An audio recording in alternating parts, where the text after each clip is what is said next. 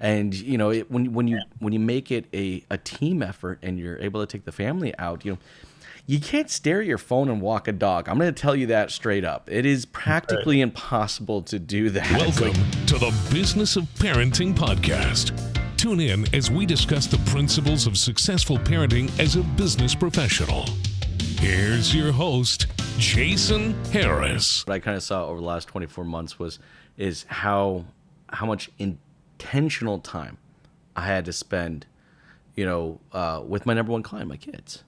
And I think that was probably one of the biggest lessons I learned about putting my kids kind of first, right? But then also the cool thing, it was how deep that connection could be if I was very intentional with that time. It's one thing just to, take a meeting, right? Hey, we're going to go spend an hour together, right? Yeah. Well, you watch TV, go for a drive, it's like intentional connection. I feel like, it could maybe an hour, but it's probably worth 6.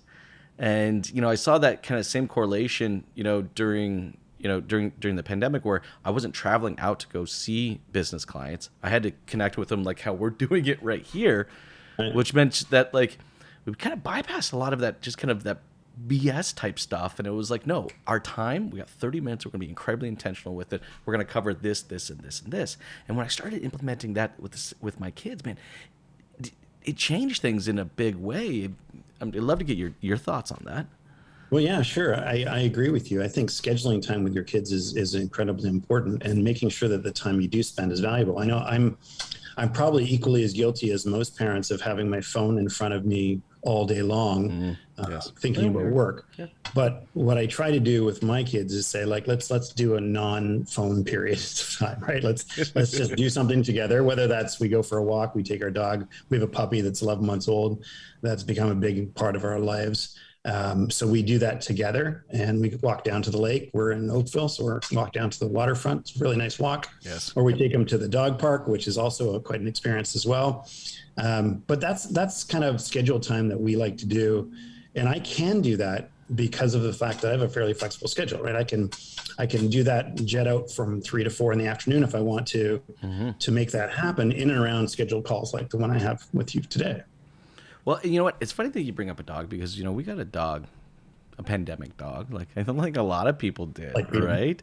But there is something that I didn't know going into it that did kind of turn into a side effect like that was, they have to be walked.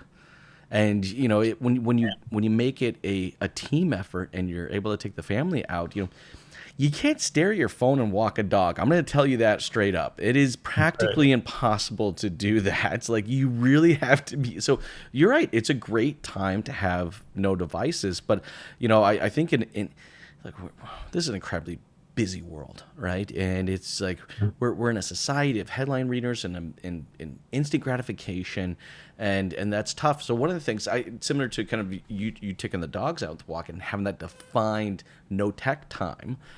I've been trying, and I haven't been great at it, but I've been definitely trying to do better at it, is when we go out to eat. I don't know about you, but I was at a restaurant the other day, and Randy, I swear, all right, 60% of the people there, and probably even more of the kids, were just staring at a device. Have you seen the same thing?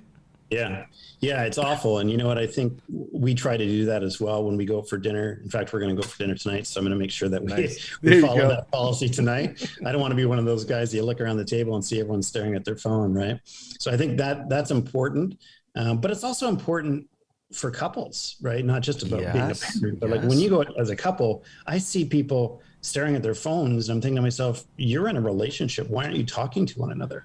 Why aren't you talking about, what's interesting that happened that day, as opposed to staring at your phone? So the phone has probably been one of the worst devices ever created, the smartphone. At the same time, it allows us a lot more flexibility in our work world. So there's, I guess, blessings that go with that. Thanks for tuning in to the Business of Parenting podcast with your host, Jason Harris. Don't want to miss new content?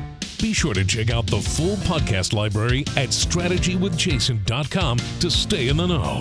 Remember to like, comment, and subscribe. Happy podcasting.